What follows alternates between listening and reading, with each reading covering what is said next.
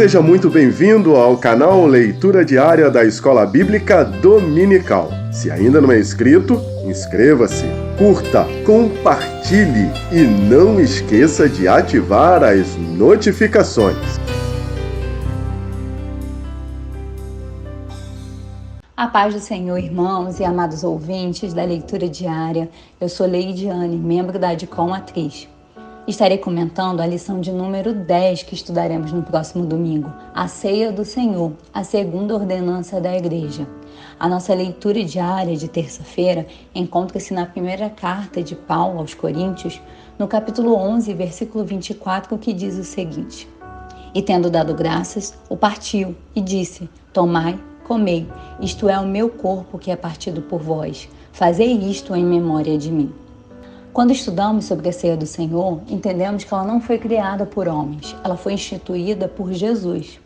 Observando a expressão fazer isto, percebemos que se trata de uma ordem de Jesus, é um imperativo, e fica ainda mais evidente ser uma ordenança para a igreja quando Jesus repete a expressão todas as vezes que o beberdes em memória de mim, mostrando que este ato deveria ser parte da nossa prática cristã.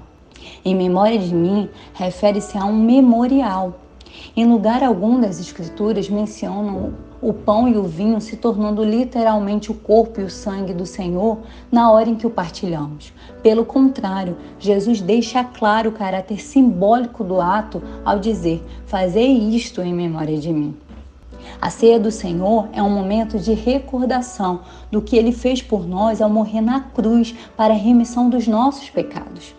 Quando a celebramos, estamos anunciando a morte do Senhor Jesus até que Ele volte. Os elementos são, portanto, figurativos e não literais. Esse memorial refere-se a uma aliança. Segundo alguns estudiosos, para os judeus, o pão e o vinho faziam parte de um ritual de aliança de sangue, o mais alto nível de aliança que alguém poderia se submeter. Ao contraírem uma aliança desse nível, as duas partes estavam declarando que misturavam suas vidas e tudo que era de um passava a ser do outro e vice-versa. Por isso, Jesus declarou na ceia que o cálice era a aliança no seu sangue, estabelecendo com isso, na ceia, uma aliança. No Antigo Testamento, havia a Páscoa judaica, que era um memorial para lembrar a libertação do povo da escravidão no Egito e a esperança da terra prometida. No Novo Testamento, Jesus não só institui, mas ordena que a ceia seja celebrada até a sua volta, e por isso é um ato memorial de extrema importância para a vida do crente. Vejamos outro trecho das Sagradas Escrituras que se encontram no livro de João, capítulo 6, de 53 a 56. Em verdade vos digo, se não comerdes a carne do Filho do Homem e não beberdes o seu sangue, não tendes vida em vós mesmos.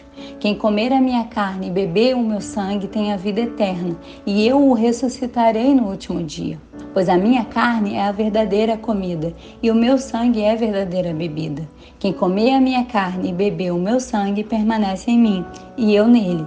É óbvio que Jesus não falava sobre comer a carne literalmente, mas sim sobre a aliança, sobre a mistura de vida. Isso fica claro quando Jesus conclui dizendo que tal pessoa permaneceria nele e ele nessa pessoa. Esse texto também não fala diretamente da ceia, mas sim da nossa aliança com Cristo, embora deixe claro qual é a figura da ceia, um ritual de aliança onde testemunhamos a comunhão entre nós e o Senhor Jesus Cristo. Entendemos que não há uma periodicidade definida pela Bíblia quanto à celebração da ceia. Jesus apenas disse: fazei isto todas as vezes que o beberdes em memória de mim. Essa expressão, todas as vezes que, nos dá a liberdade de fazermos quando quisermos, mas sempre em memória do Senhor Jesus Cristo. A Santa Ceia representa o sacrifício de Jesus por nós. No nosso dia a dia, podemos até esquecer a graça de Jesus, mas a Santa Ceia é um momento para lembrar que Ele morreu por mim e por você. É um tempo para refletir, examinando a si mesmo, se arrependendo e agradecendo pelo sacrifício de Cristo.